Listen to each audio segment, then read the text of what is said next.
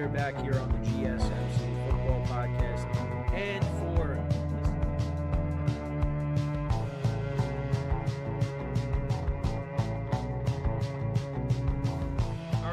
we are back here on the GSMC Football. Keep yourself in the loop of everything football on the Golden State Media Concepts Football Podcast. The latest news on and off the field, be it college football, Big Ten, SEC, Big 12, Pac-12, ACC to the NFL. We've got you covered. Listen to the Golden State Media Concepts Football Podcast.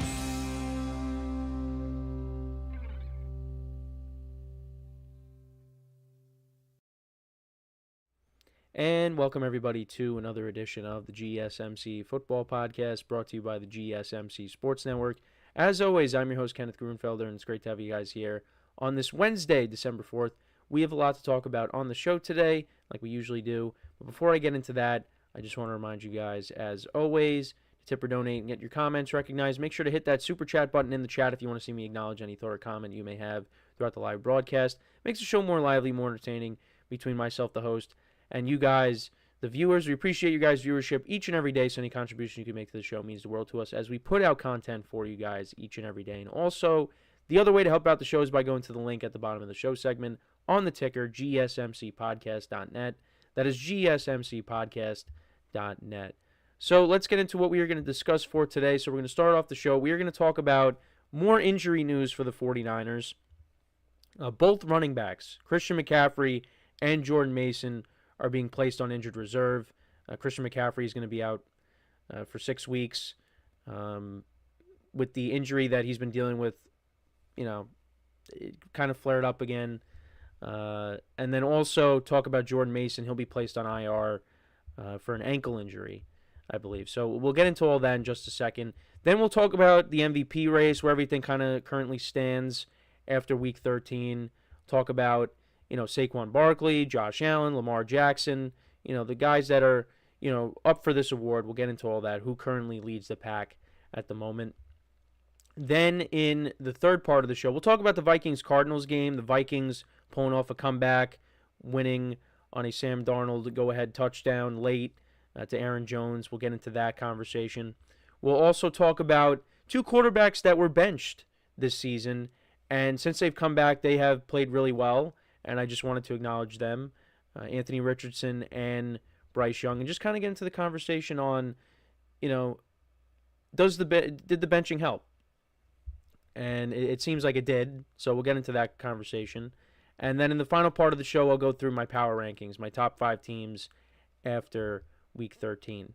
So let's get into the first topic, which is talking about the two running backs for the 49ers being out, being placed on injured reserve. So Christian McCaffrey and Jordan Mason were running the ball well on Sunday, and then McCaffrey goes down, and then Jordan Mason also suffered an injury. So you have Garendo, who's going to end up being the lead guy, and this kind of spells the end for the 49ers. I did say this the other day when I recapped the game against the Bills, but this is it for them. I don't really see at this point. And on top of that, you also got the injuries on the defensive side of the ball. I just think it's too much for the 49ers to overcome at this point. And it's unfortunate because McCaffrey, before he got hurt, he was running the ball really well. Like, he looked like the Christian McCaffrey that we're accustomed to seeing. And then at one point, he takes the handoff, or I think it was a pitch. It was one or the other. And he just fell to the ground. And he was ruled out for the rest of the game, and now he's going to be placed on injured reserve because of a knee injury. And it was a long road for him to get back to this point.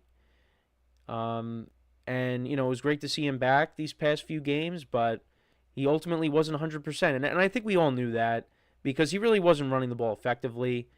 There's a couple, blips here and there where you're like, all right, there's McCaffrey, but he wasn't 100%. And hopefully next year he could bounce back and he's the Christian McCaffrey of old. But it was a challenging year for him. And this is a guy that has dealt with a lot of injuries over the course of his career. And, you worry about that going forward, especially if you're the 49ers, because, this year was just a lost season with all the injuries. Pretty much all of your starting offensive players got hurt.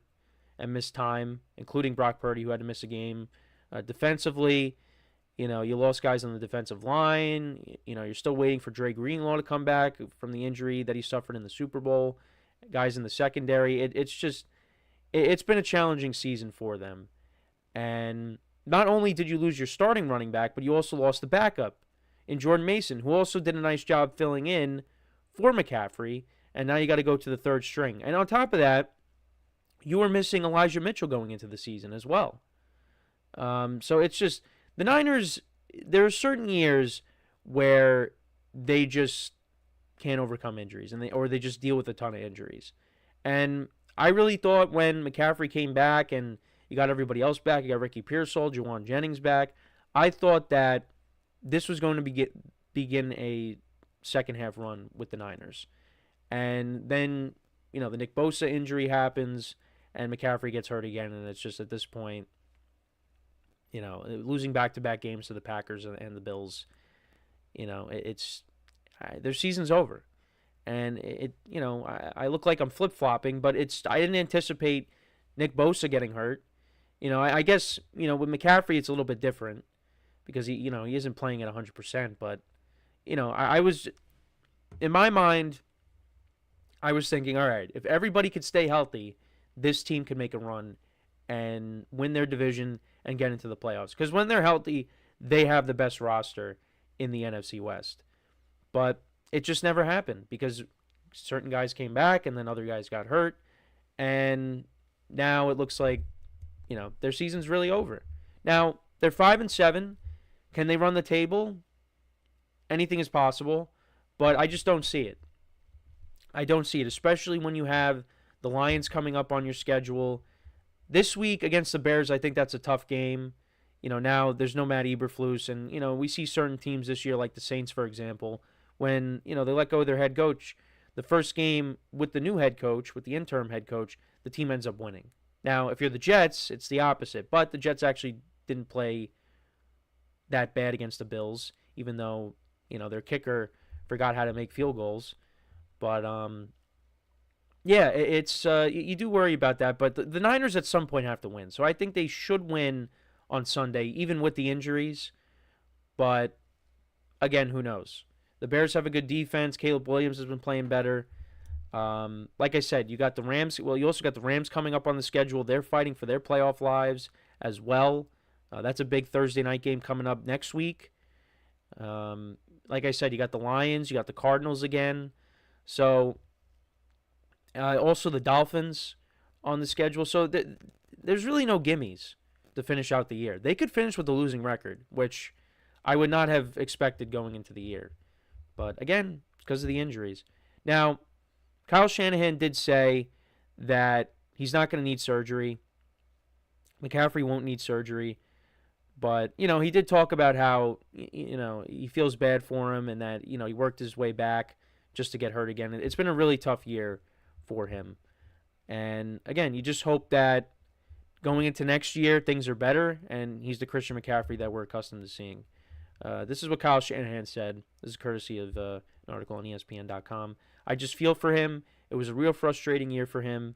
He worked his butt off to get back to this point, and I think he was really feeling good about to take off, which it did look like that because, the explosiveness was there.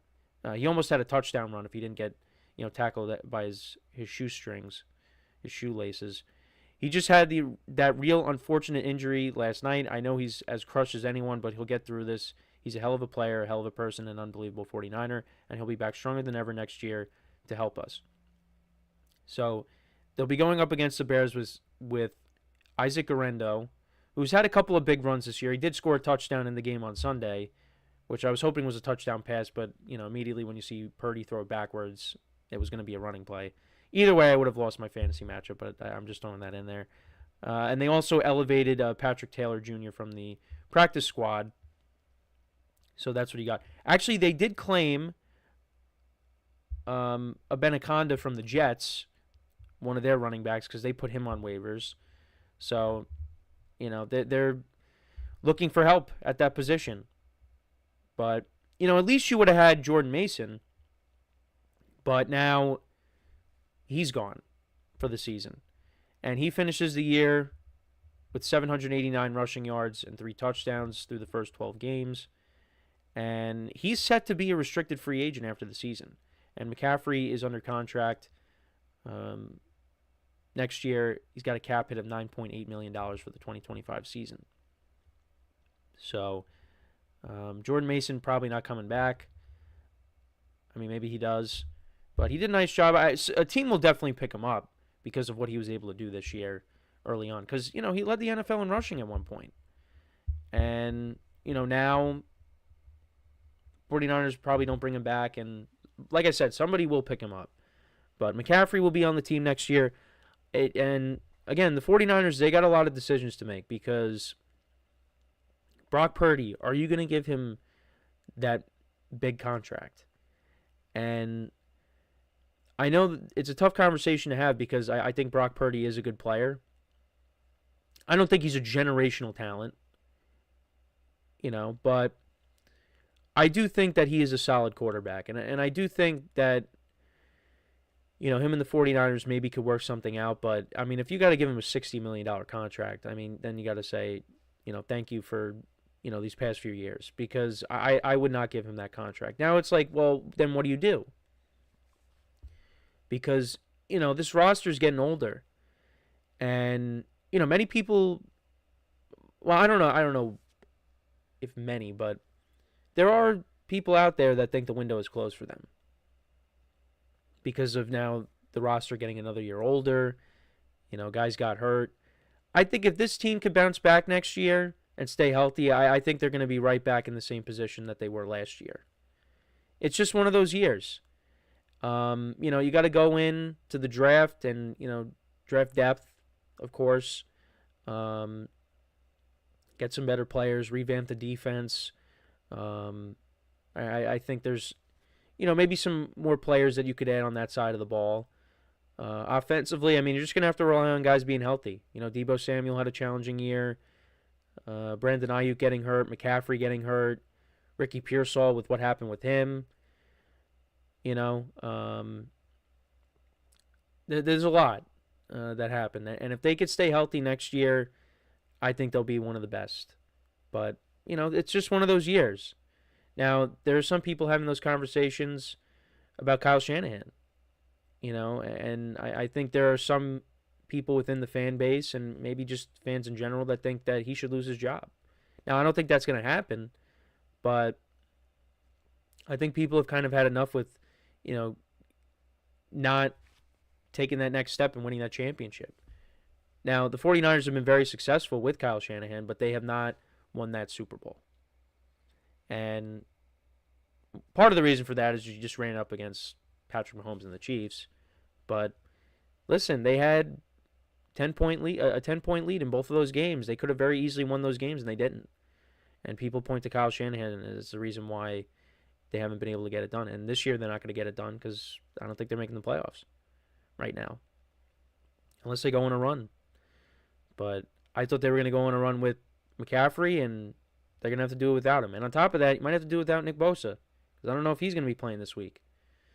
So, let me know what you guys think, though, about the 49ers and their injury concerns. What do you think happens next year? Jordan Mason, like I said, looking at the article, he's going to become a free agent.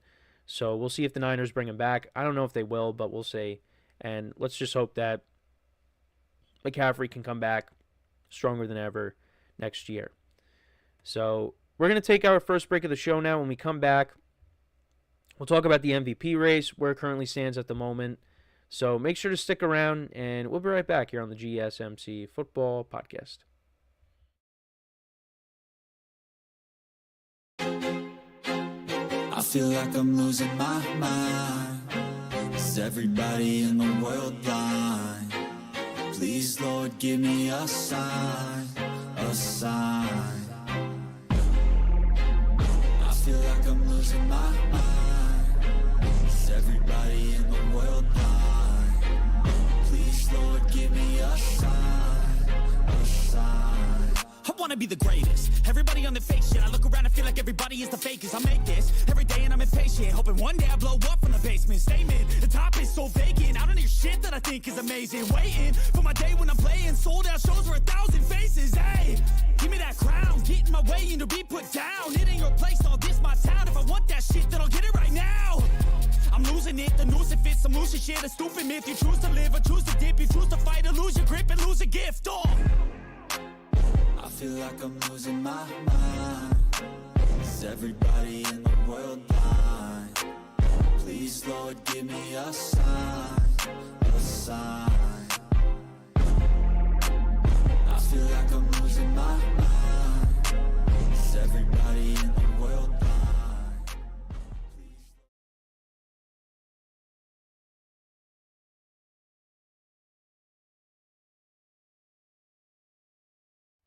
All right, and we are back here on the GSMC Football Podcast, and for the second part of the show, we're going to now get into talking about the MVP race, where everything currently stands at the moment, and I'm going to do this periodically. I might not, do this every single week, but I just wanted to get into it now because I know, it might be a little controversial because you have a non-quarterback in Saquon Barkley having an historic season.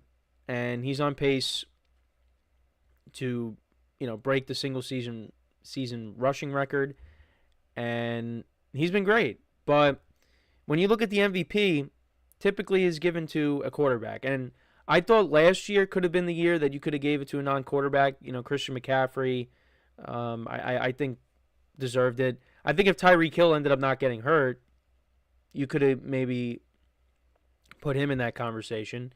But, Lamar Jackson had a good year, and it typically goes to a quarterback. The last time that it wasn't given to a quarterback, it was Adrian Peterson, and that was over 10 years ago. So I think if Saquon Barkley does break the rushing record, and maybe Josh Allen, because right now, Josh Allen's in the lead, I would say. If Saquon Barkley breaks the rushing record and, Josh Allen and Lamar Jackson, don't have good games down the stretch here, which I don't think is going to happen. I think they're both going to perform well. Then I think you got to give it to Barkley. But, and again, last year was the opportunity to give it to a non-quarterback, and they didn't do it. But Barkley 100% deserves to be in that conversation. He has had a great season. As a Giant fan, I'm not surprised by how well he's doing, but maybe I'm a little surprised at just on the pace that he's on.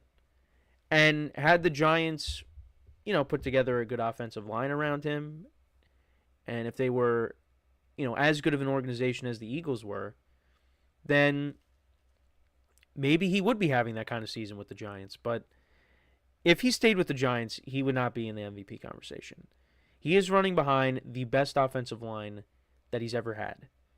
And listen, it's with a division rival, so it's not the best thing to see, but look, he ended up in a better situation, and he just wants to play football, and that's what he's doing. I don't think he made that decision to stick it to the Giants. They gave him a good offer that he wanted, and he took it, and now he's having this incredible year. And, once again, scores another touchdown on Sunday. He's been great. If it wasn't for the Eagles running the tush push at the 1 yard line, he could have more rushing touchdowns this year. Because right now, I'm going to pull up his stats here. But he, like I said, he's been unbelievable. He has 1,499 rushing yards on the year. He has 11 rushing touchdowns on the season. He's on pace for, his career best. He's going to have his career best in pretty much every category. And I think he's going to get, as of right now, I think he's going to get to 2,000 yards. And I think the Eagles are going to make sure that he gets it. Even if that does, leak into the final game of the season. But, he definitely does have a strong case. But is it going to be enough because, again, it's a quarterback award. And right now, I think Josh Allen, you take Barkley out of the equation, I think Josh Allen has passed Lamar Jackson at this moment. Lamar these last few weeks has not been great. Was not that good. Well, I mean, he was okay on Sunday.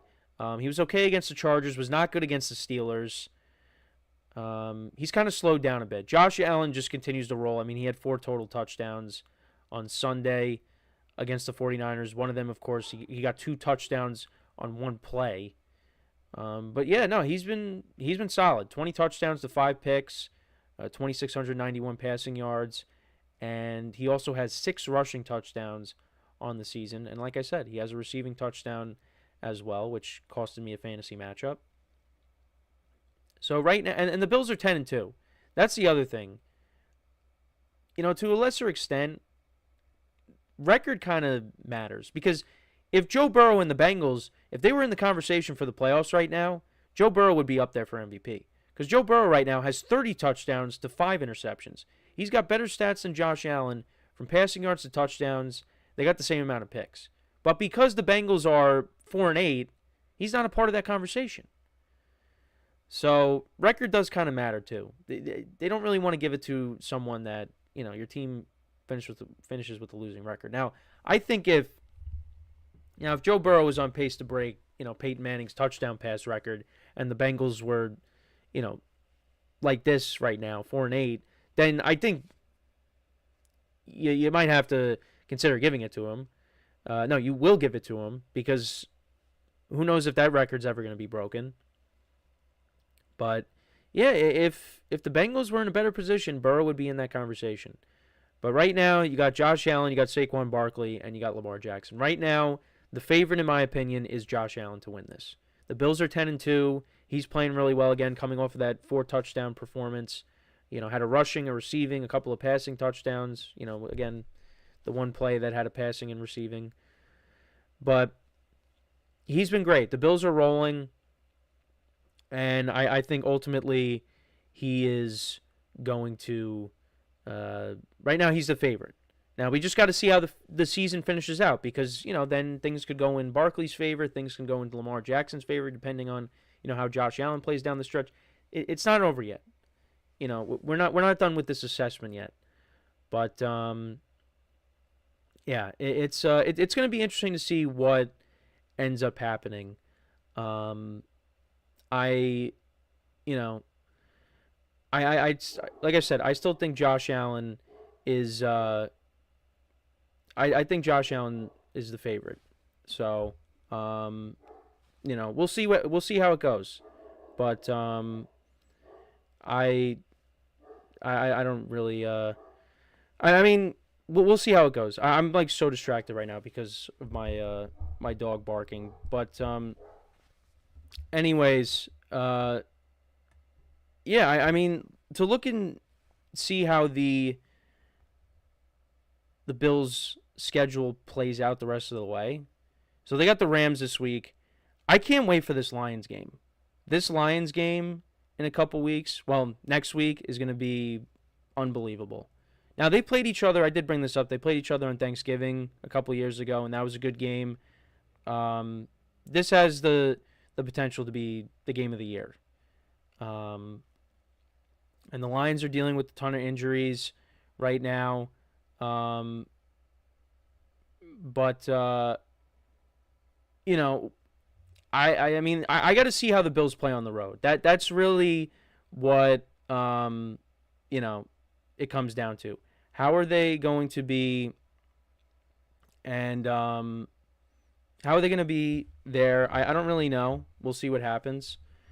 But because, you know, we saw them play against the Bills. We saw them play, we saw them play the Ravens on the road. We saw them play the Texans, and they kind of struggled. They play really well at home, the Bills. And, you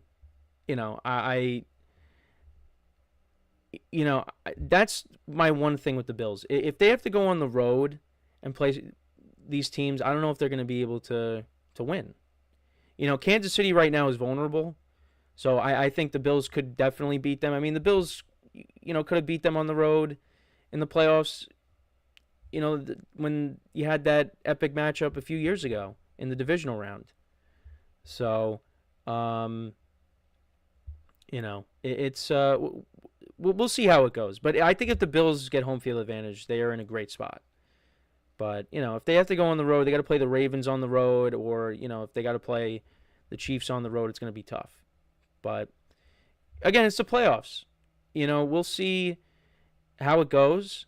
I think if the Bills got to see the Ravens again and if they had to go play them on the road, maybe it plays out differently. But the other thing, too, is the Ravens, they might not even win the division. They might be a wild card team. The Ravens might have to go to the Bills. And then, you got the Steelers. I feel like anybody could beat the Steelers. I think the Steelers could beat anybody, but anybody could beat the Steelers. It's because, if Russell Wilson plays like he did on Sunday, that could be a problem. That could definitely be a problem for teams because the Steelers have a good defense, and the offense has really been kind of the weakness of the team the last few years. So, we'll see. We'll see what happens. But I think right now, like I said, Josh Allen's the favorite, and it's going to be back and forth the rest of the way between him, Saquon, Lamar Jackson, and it's unfortunate again for Joe Burrow because if Joe Burrow and the Bengals had a better record, he would be in that conversation. But he's not really going to be in that conversation. So we'll see what happens. But yeah, that's kind of how I see the MVP race right now. Let me know what you guys think, though, about the MVP race. Who do you think ultimately wins it? Again, Saquon makes a strong case. I think, right now, I would lean towards giving it to him because, I think, again, if this is a year to give it to a non-quarterback, it could be this year. But I said the same thing last year, and they gave it to Lamar Jackson, who did deserve it. I'm not saying he didn't.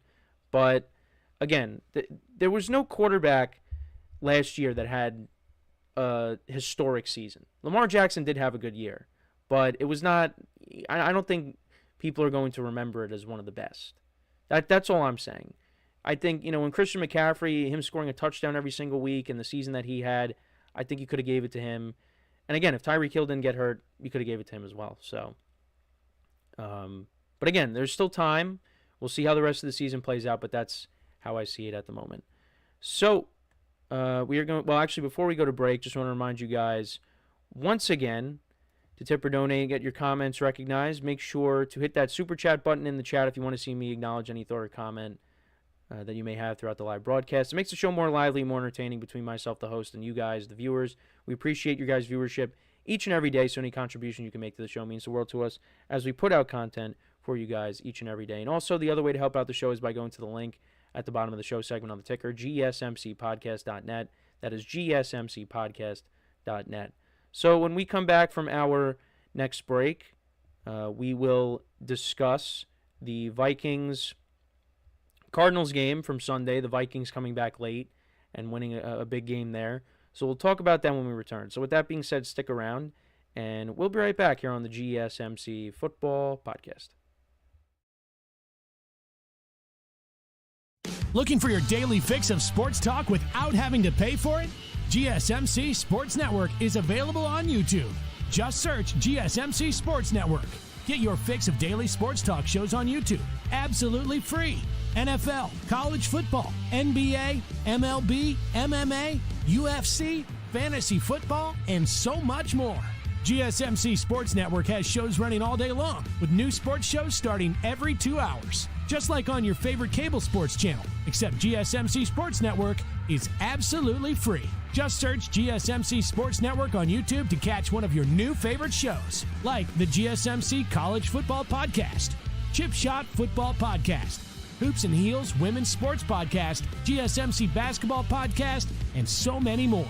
Check it out for yourself. GSMC Sports Network, now available on YouTube absolutely free. Search GSMC Sports Network on YouTube right now.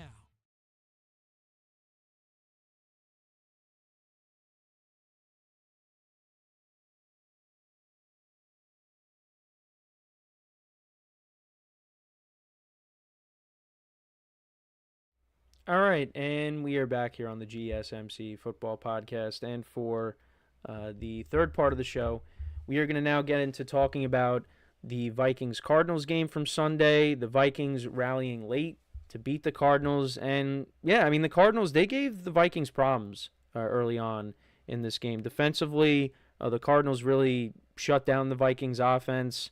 It looked like they'd pull off the upset. This would have been a big win for them, but, eventually Sam Darnold got into a rhythm, and, they were able to pull off the comeback. And they're 10-2 right now. I, to be honest, didn't expect them. I mean, I had them at 6 wins, but because I didn't know how the quarterback position was going to play out for them. And, so, looking at this game, though, like I said, Cardinals did a great job at shutting down that Vikings offense. And, like I said, the Vikings, they pulled off the comeback late. So to kind of go through it, at one point the game was, I think it was like 18-6 or 19-6. But yeah, so the Cardinals, they scored on their first possession. They kicked a field goal. The Vikings scored on their first possession. They also kicked a field goal, so they matched points. But then Aaron Jones fumbled, but that led to a missed field goal. And then in the second quarter, you had both teams exchange field goals. And then the Cardinals kicked a field goal before the end of the first half. That made it 9-6. And then the Vikings missed a field goal. The Cardinals kicked another one. That made it 12-6. And then it was 19-6. Kyler Murray completed a 15-yard touchdown pass to Marvin Harrison. And then the Vikings responded. They scored a touchdown on their next drive. So that made it 19-13. And then Kyler Murray threw a pick trying to hit Michael Wilson, who actually had a nice catch in this game. Did see the highlight of that. Then the Vikings kicked a field goal to make it a 3-point game. Cardinals then kicked another field goal.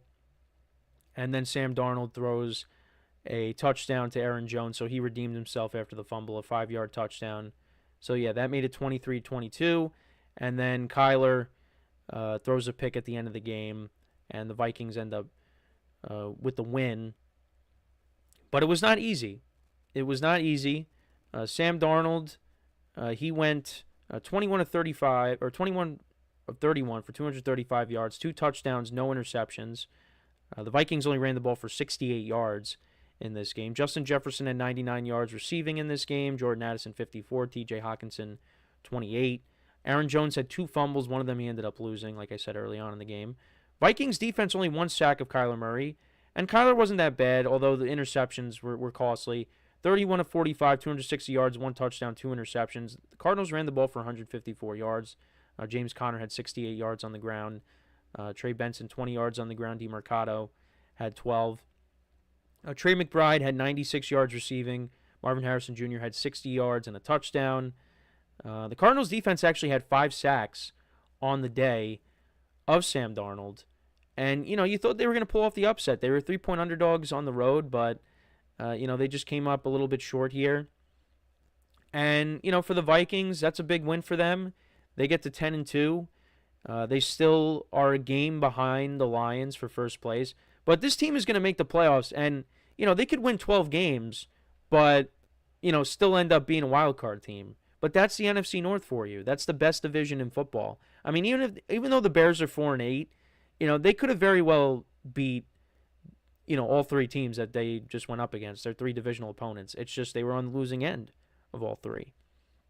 And then on top of that, you also have the Packers, who are 9-3 on the season. Big game tomorrow between the Lions and the Packers. That could be the game of the week. But, you got to give the Vikings credit. Give Sam Darnold credit. He's put together a nice season. He's just under 3,000 yards passing. He's got 23 touchdowns to 10 picks.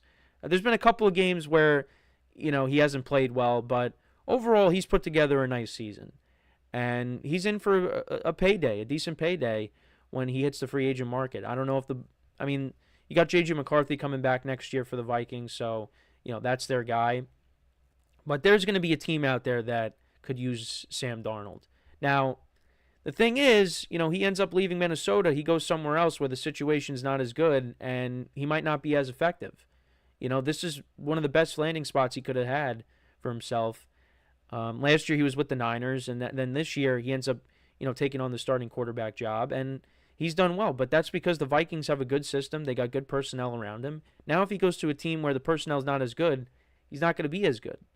We'll see, but we got to see where he ends up. But that's just how I look at it. But listen, they're not out of it in the division race. They're a game behind the Lions. They still have another chance to avenge that loss that they had earlier in the season where, they were up 10-0 and, it went back and forth a little bit. And the Lions, they were able to win it at the end with the Jake Bates field goal. But look, the Lions are vulnerable right now with the injuries, especially on the defensive side of the ball. But they're still a very good team.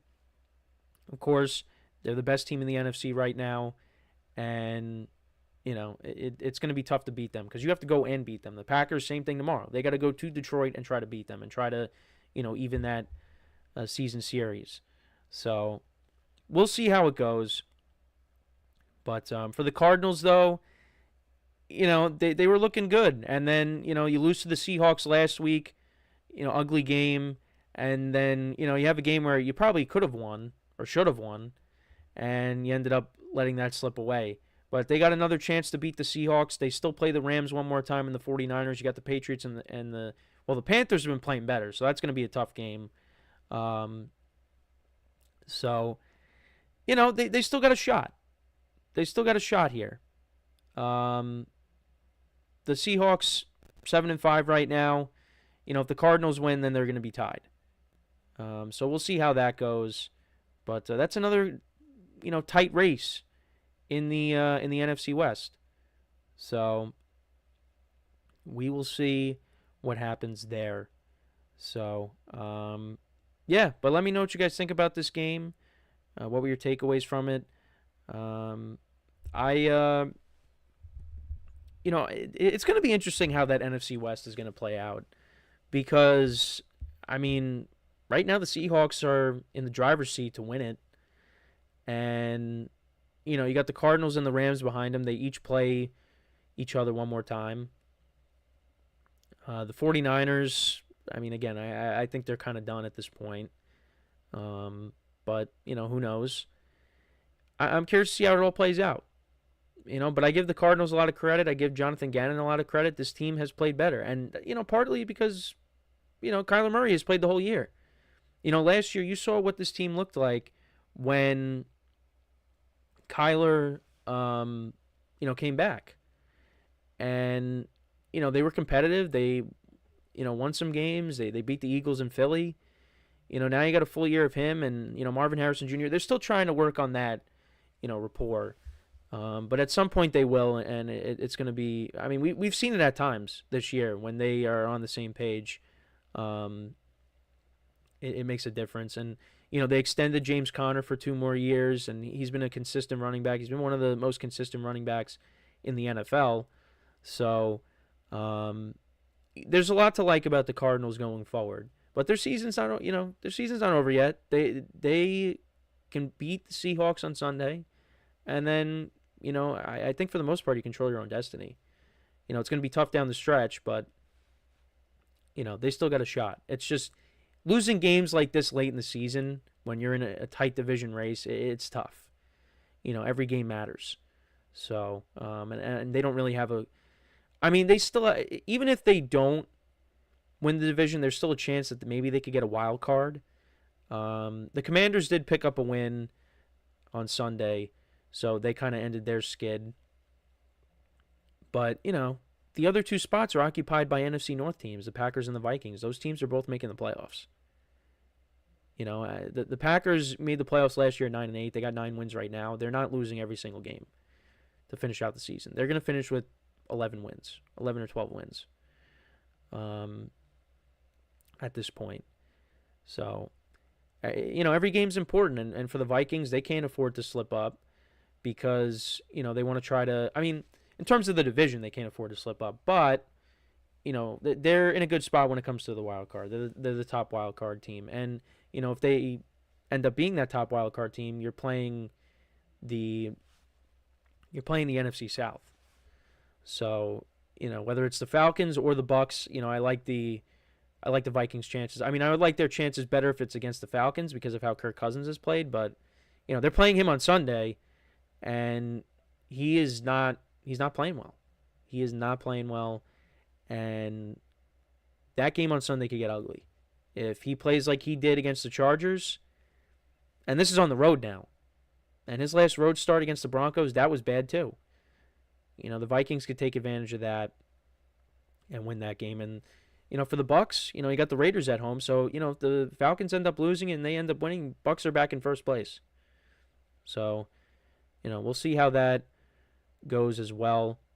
But, yeah, no, there's a lot of things to be excited about down the stretch. There's a lot of tight races, both in the wild cards and in the divisions. So, the Vikings, though, I mean, they can end up with, like I said, 12 wins, and they're still a wild card team. But, again, that's the nature of the NFC North, the best division in football. So, that's my thoughts on that and this game. Again, it was an exciting game. Vikings pulling off the comeback, and the Cardinals out. That's a tough loss. So, we'll see how they bounce back for their next game when they take on the Seahawks, which is a very important game for the NFC West. So we are going to take our next break, and then when we come back, we will talk about a couple of quarterbacks that got benched this season, and just kind of get into that conversation, and how both Anthony Richardson and Bryce Young have looked. We'll talk about them, how they, if the benching helped, which again, it looks like it did. So I just wanted to acknowledge their performances over the last few weeks. And, so that's what we will discuss when we come back from our next break. So with that being said, stick around, and we'll be right back here on the GSMC Football Podcast.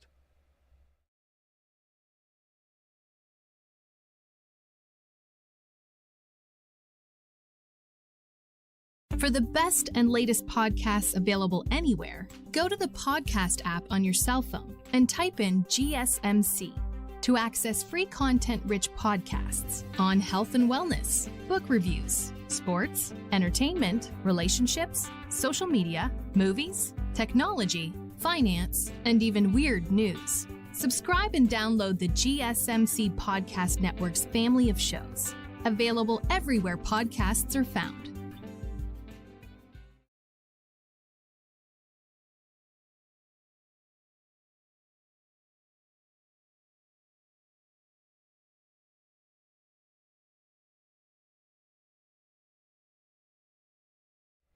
All right, and we are back here on the GSMC Football Podcast. And for the fourth part of the show, we are going to now get into talking about Anthony Richardson and Bryce Young and how they have looked since they have come back from, both of them being benched. Now, it was for different, kind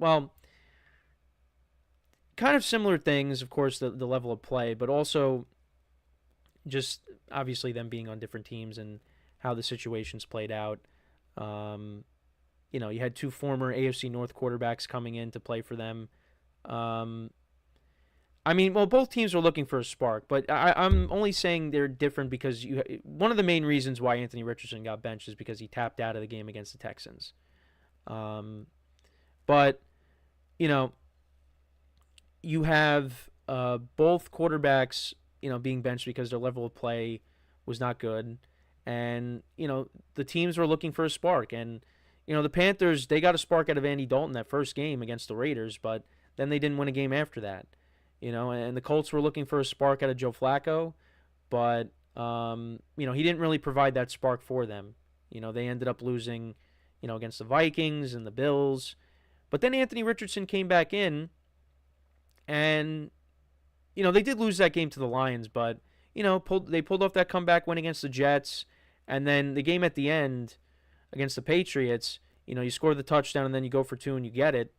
Again, might not be the best level of competition to go up against the Jets and the Patriots, but still, how Anthony Richardson has looked, at the beginning of the year to now, he's getting better. He's getting better. So this is kind of how he's looked between the start of the season to now. So he completed only 44% of his passes with 4 touchdowns and 7 picks in his first 6 starts. But now he's improved to now 52.4% of his passes he's completing with 3 touchdowns and 2 picks. And like I said, he hit Alec Pierce for that touchdown pass late in the game. That was on 4th and goal with 12 seconds left, and then they went for 2 and got it. It was a design run with him, and he ended up scoring. And then, with Bryce Young has really impressed me. It's just unfortunate that, the Panthers have kind of been on the losing end of these games against the Chiefs when they pulled off a comeback, but they fell short.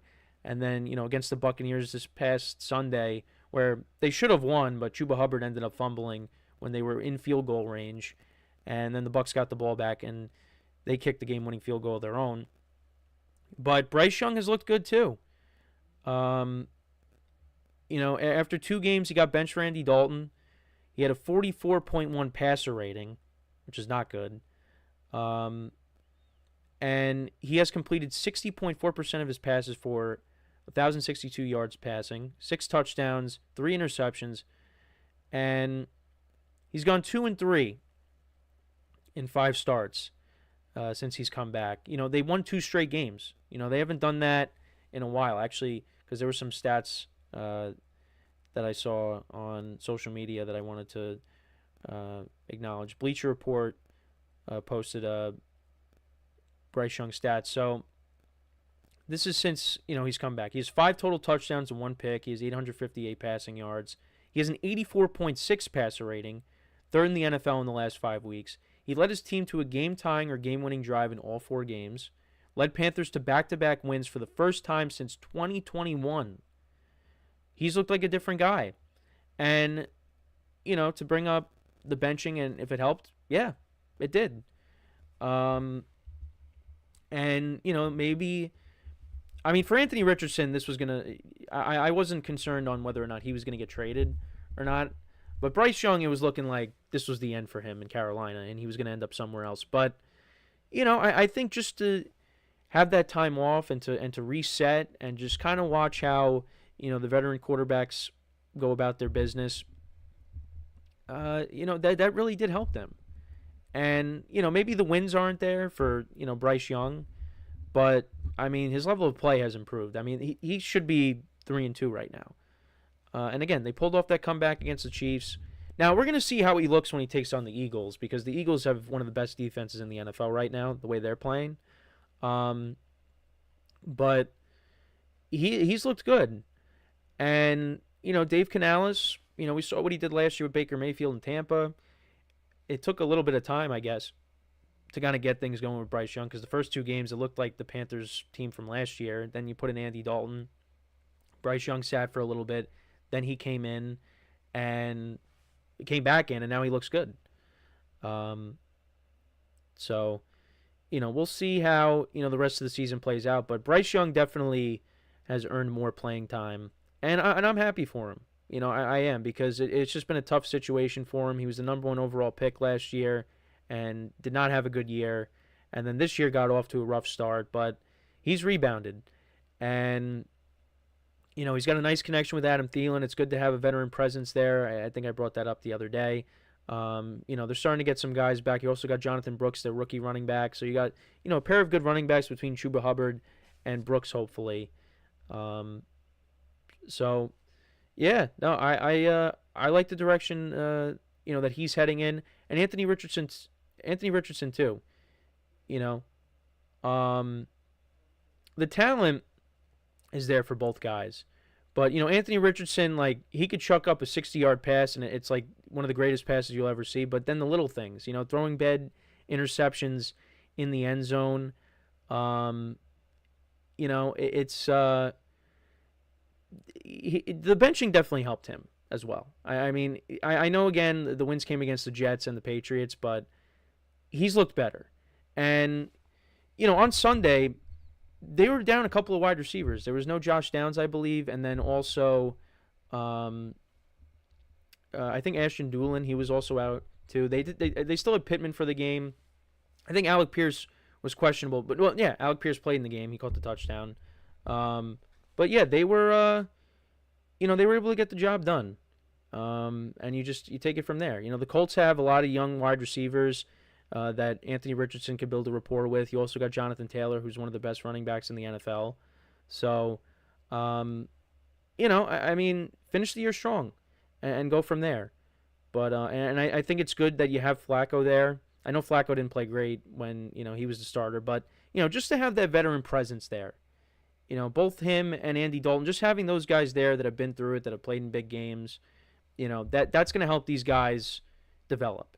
And, you know, it just brings it back to the conversation of, you know, should rookie quarterbacks, you know, sit for a year and then be, you know, put in the following season. You know, you have that bridge.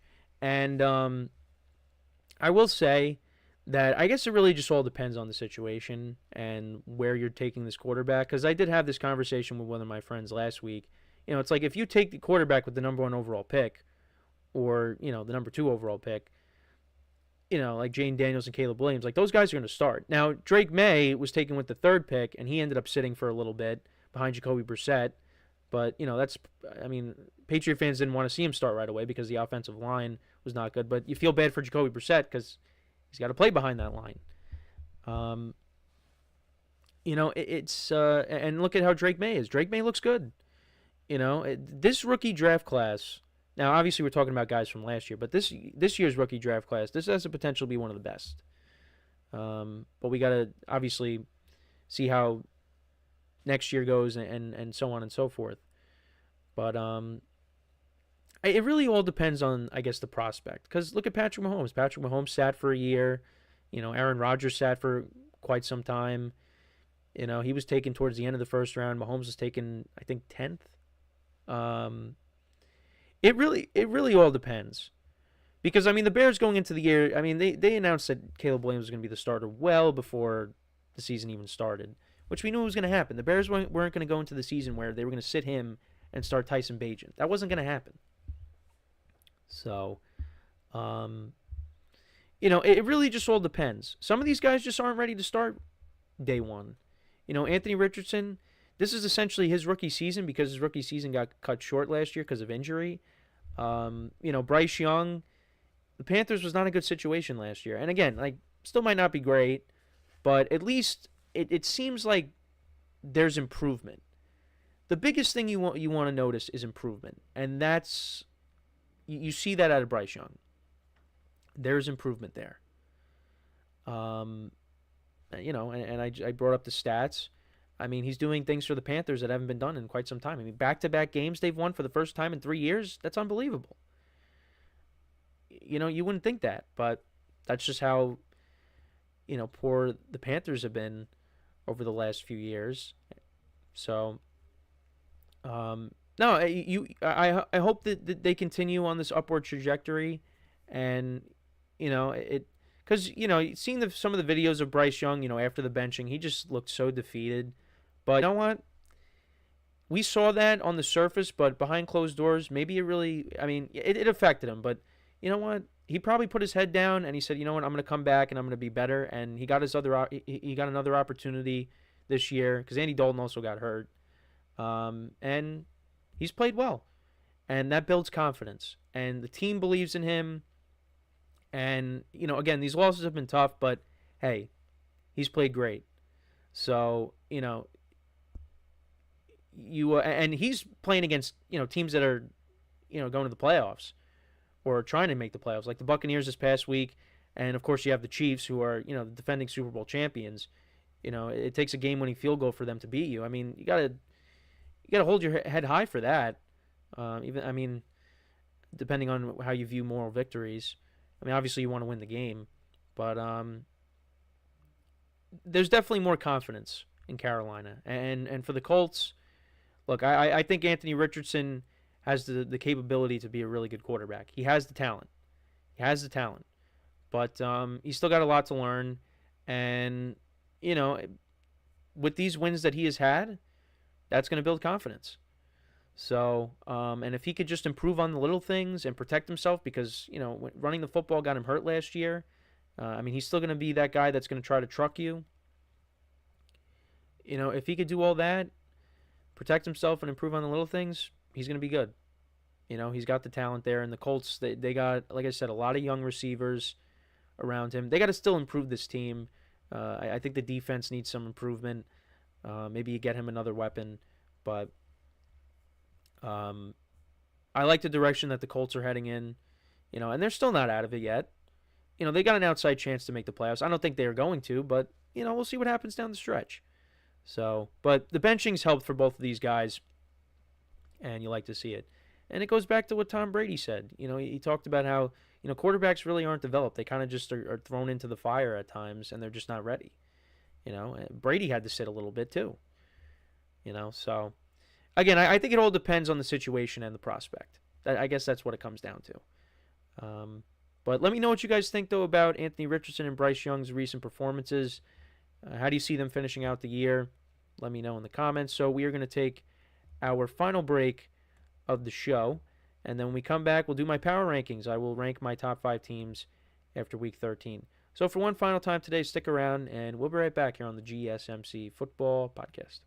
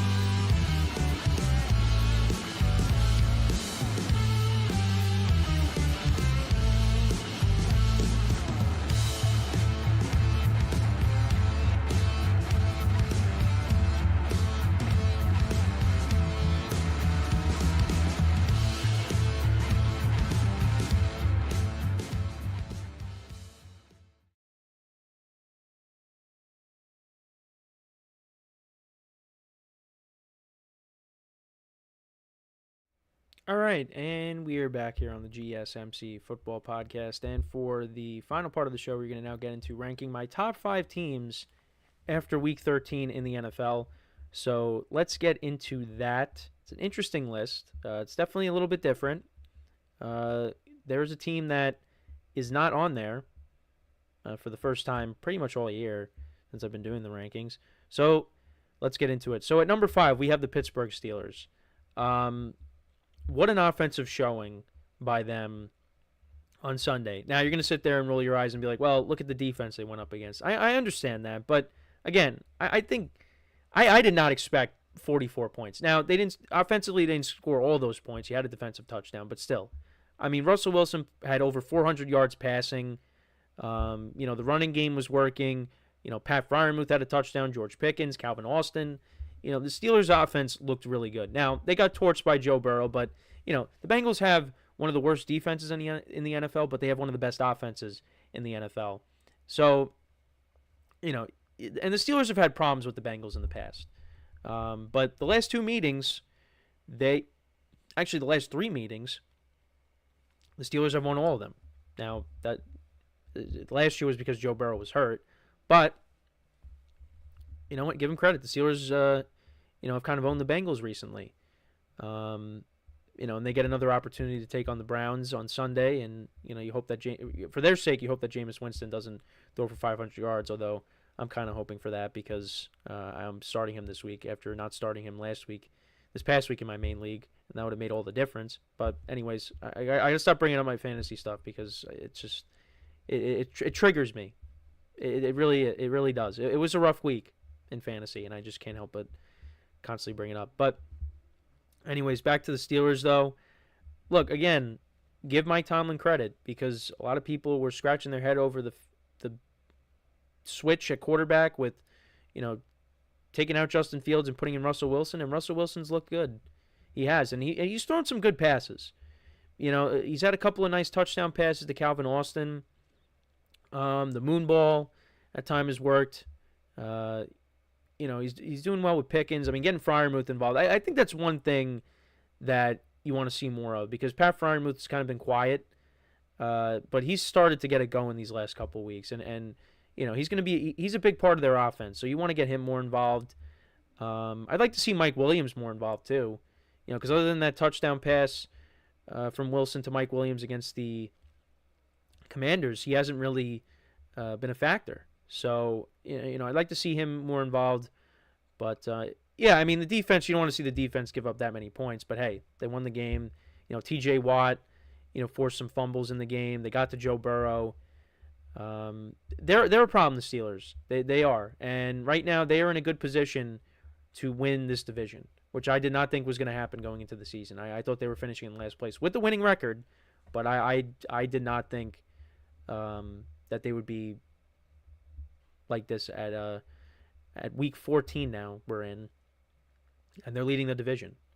But that's where we're at. Steelers are at 5, and let's go to number 4, and that is the Kansas City Chiefs. That's right. I put them down to number 4. And they still only have one loss. I get it. But this was another game against the Raiders where, they could have lost that. Now, they ended up winning, but, the offense still doesn't look great. Now, again, they got Pacheco back, and he had that big run at one point during the game, but they still don't look right to me. Aiden O'Connell threw for over 300 yards in this game against them. They could have lost, but they got the win. I think we got to wait and see. And I've heard people say it, on some of the sports shows, that they're a postseason team. They're waiting till the playoffs, and then they're going to turn it up a notch. And you might be right. Maybe that's what it is. But one thing that people have talked about is the offensive line, that it's not a strength right now. And I brought this up this week. We saw what happened in the Super Bowl against the Buccaneers. When Mahomes did not have time to throw, he was running for his life the entire game. His play where he was throwing in the air on his side to, I think it was Darrell Williams, that made the top 100 plays. And it was an incompletion. Just because of the simple fact that he was able to get the throw off. That was a top 100 play. Which I don't think it should have been, because, obviously if it was caught, that would have been number 1 that season. But, yeah, it's just, that's something you got to worry about, is the offensive line. But, you got basically the weapons that you need. Obviously they could be better, but pretty much everyone that could come back this season is back. You got Pacheco and Kareem Hunt. That's a nice duo you got there. Juju Smith-Schuster is back. DeAndre Hopkins has made good plays for them, although he did have that one drop during the game. Had a couple of drops, actually. But you know what? That was a good trade for them. Travis Kelce, of course, is always a threat, although people think he's washed, which, he's probably not as good as he was a few years ago, but I still think, he's still got gas left in the tank. Noah Gray's actually been making plays for them. So, he's also a threat. Obviously not having Rashee Rice does hurt, but, you still got guys that you could throw to. And, you got Patrick Mahomes, and, they'll figure it out. And Andy Reid, who's one of the best head coaches in the NFL, of course. So, they're at number 4, though, because it's just their wins are not impressive to me. And I just think the teams ahead of them, if the Chiefs were to play them right now, well, they already played the Bills, they would lose to them. So that's why at number 3, we do have the Buffalo Bills, who did beat the Chiefs already this year, and that was in their home stadium. Josh Allen continues to roll. That was another great performance by him on Sunday, 4 total touchdowns. I went through it a million times already. But you also had the running game was effective. Obviously, when the weather's not like that, it's going to be a little different. But, you had Ray Davis had a touchdown. James Cook had a big touchdown. James Cook is an X factor on this offense. If he's rolling, this Bills offense is, as good as anybody's. But it also helps when you have the leader of the pack when it comes to the MVP conversation, and that's Josh Allen. Going into the season, a lot of moving parts. No Stephon Diggs anymore. They signed a bunch of guys. They drafted Keon Coleman, and it's worked. It has worked, and he could be winning his first MVP. The defense is starting to get healthier as well. Had a couple of turnovers in the game on Sunday, although the weather kind of played a factor because one of them, Brock Purdy, went to throw the ball and the ball just slipped out of his hand. But this is a dangerous team. But like I said before, I want to see how this team, the way it's playing right now, I want to see how it plays on the road against a team like the Lions, for example. Go into a hostile environment against a team that is just as good as you, if not better, and win the game. Go into Detroit and beat the Lions. If they do that, then I'll sit here and say they could beat anybody. Now, I still kind of think that. But that would really show me something if they went into Detroit on the road. Because at home, they're very good. If they can get home field advantage, they have a great chance to make it to the Super Bowl. But if they got to go on the road and play, the Chiefs, I had this conversation before, but, if they got to go on the road against some of these better teams, it's going to be tough. It's going to be tough.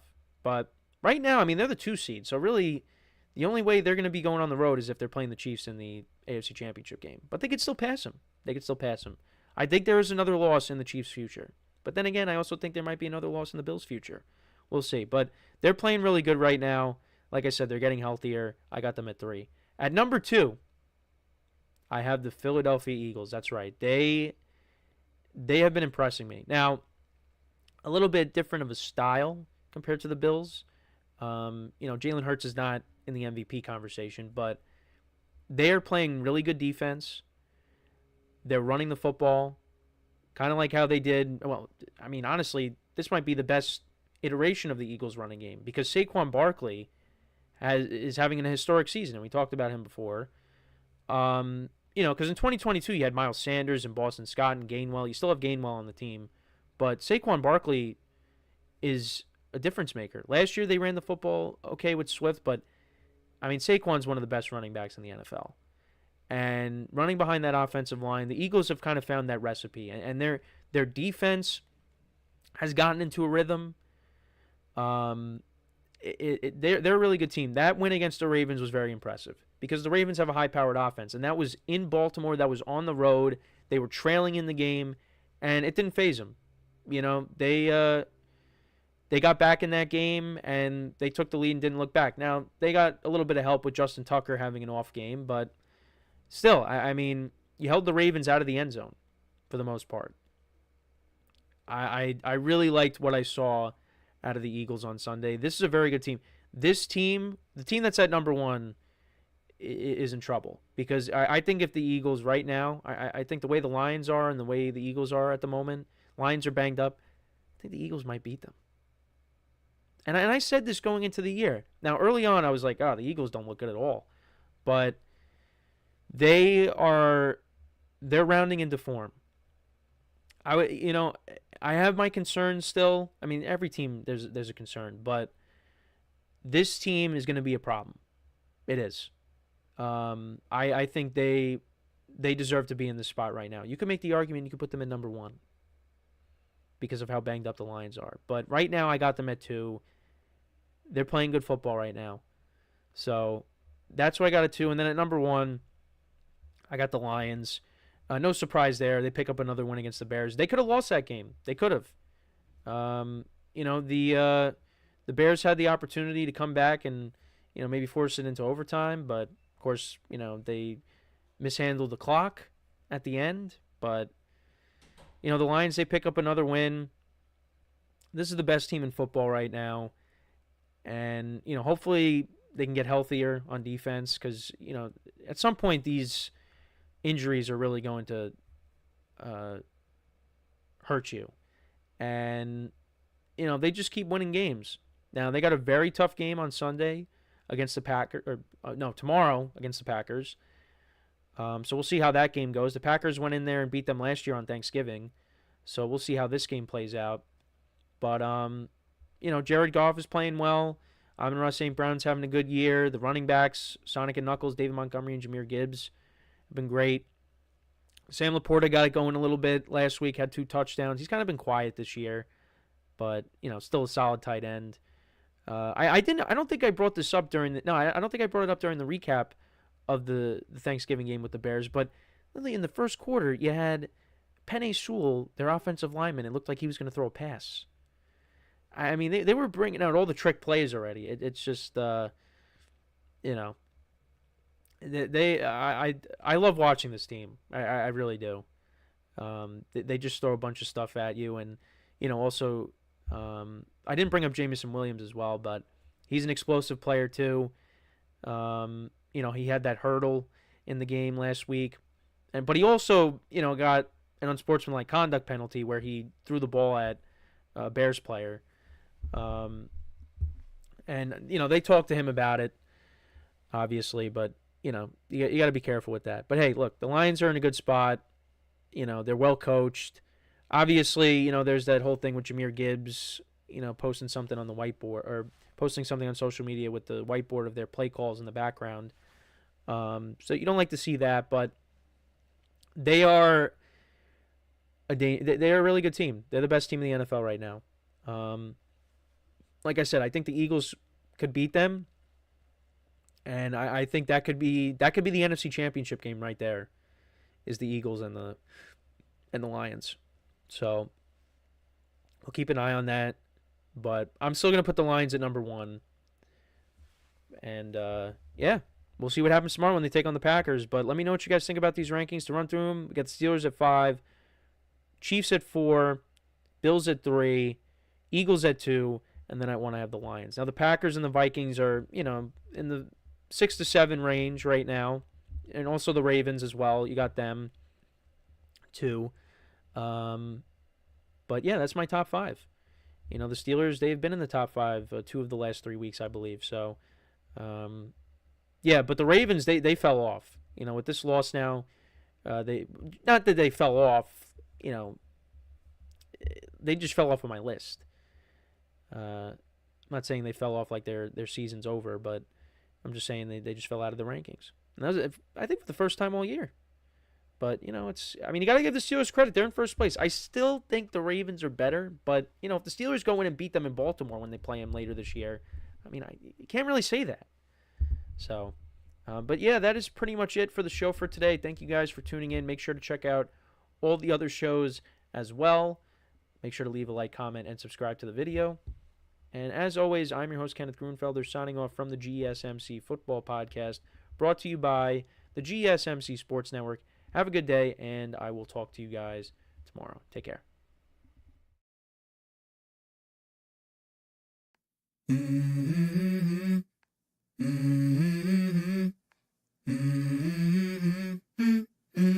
Let's go. I wake up to a little bit of drool on my pillow, feel like it's gonna be a bad day. Yeah, I'm tired of shit, and the coffee ain't hit yet.